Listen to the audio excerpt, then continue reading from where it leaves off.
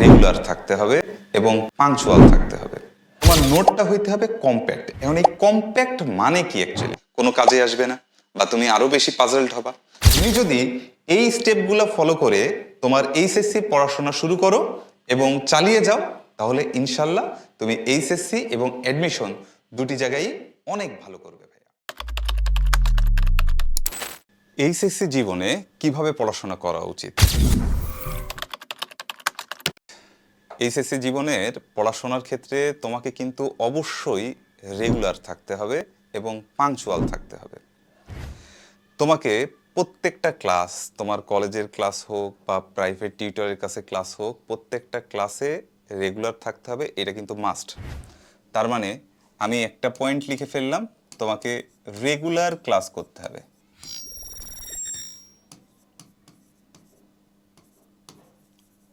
ওকে, আচ্ছা, এখন ক্লাস কারটা তুমি ফোকাস করবা। তোমার কলেজে যদি খুব ভালো পড়াশোনা হয়, তাহলে তোমার প্রাইভেট টিচারের কাছে যাওয়ারই দরকার নাই, বাকি সময়টা তুমি নিজে পড়ো। কিন্তু কলেজের ক্লাস যদি তোমার কাছে ইনাফ না হয়, তাহলে অবশ্যই তোমার একজন প্রাইভেট টিউটরের দরকার। সেটা হতে পারে অনলাইনে তোমার কোনো ভাইয়ার কোর্সে ভর্তি হওয়া, সেটা হতে পারে অফলাইনে কোনো ব্যাচে ভর্তি হওয়া, সেটা হতে পারে তোমার বাসার কোনো টিউটরের কাছে। কিন্তু মেন কথা কিন্তু একটাই, রেগুলার থাকতে হবে। আমি একই কথা কিন্তু তোমাদের বারবার করে স্মরণ করিয়ে দিচ্ছি। আচ্ছা, এই রেগুলার ক্লাসের সাথে সাথে তোমাকে কি করতে হবে? রেগুলার নোট করতে হবে। এবং এই নোটটা তুমি যদি যেমন তেমনভাবে করো তাহলে কিন্তু হবে না। তুমি যদি খুব ইন ডিটেলস তুমি নোট করো, তাহলেও কিন্তু তুমি পরীক্ষার আগের রাতে সেটা রিভিশন দিয়ে কোনো কাজে আসবে না বা তুমি আরও বেশি পাজলড হবা। আবার যদি খুব বেশি কম্প্যাক্ট করে ফেলো, খুব বেশি শর্টকাট করে ফেলো, দেখা গেল পরীক্ষার আগের রাতে রিভিশন দিতে গিয়ে তুমি এটা বুঝতেই পারলে না।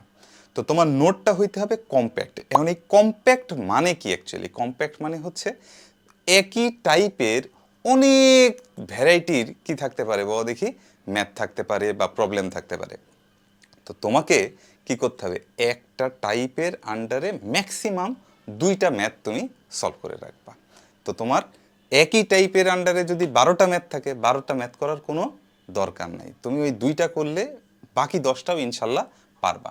তাহলে এই নোটটাও তোমাকে কি করতে হবে? একটু কম্প্যাক্ট ওয়েতে সাজাইতে হবে। আচ্ছা, তো এই নোটটা কম্প্যাক্ট ওয়েতে সাজাইতে যে তোমার টাইমটাও যেন খুব বেশি না লেগে যায় সেটা দেখবা।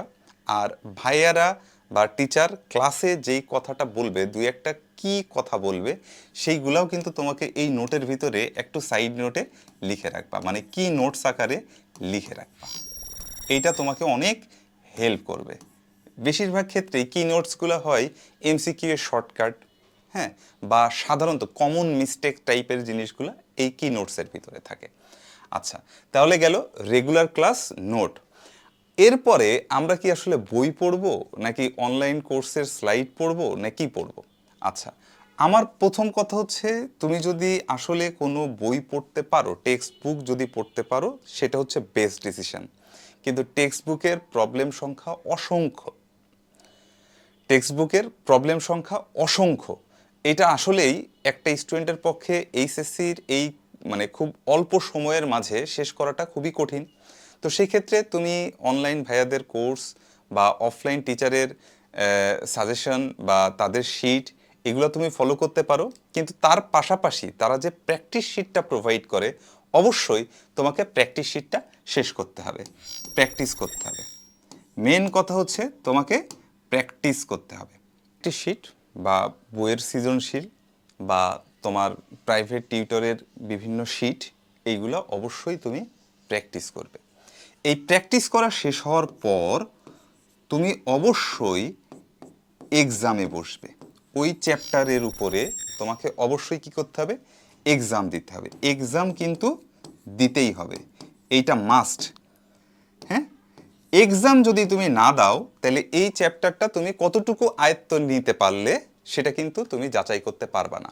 তো নিজেকে যাচাই করার জন্য হইলেও তোমাকে কিন্তু এক্সাম অবশ্যই দিতে হবে। ঠিক আছে?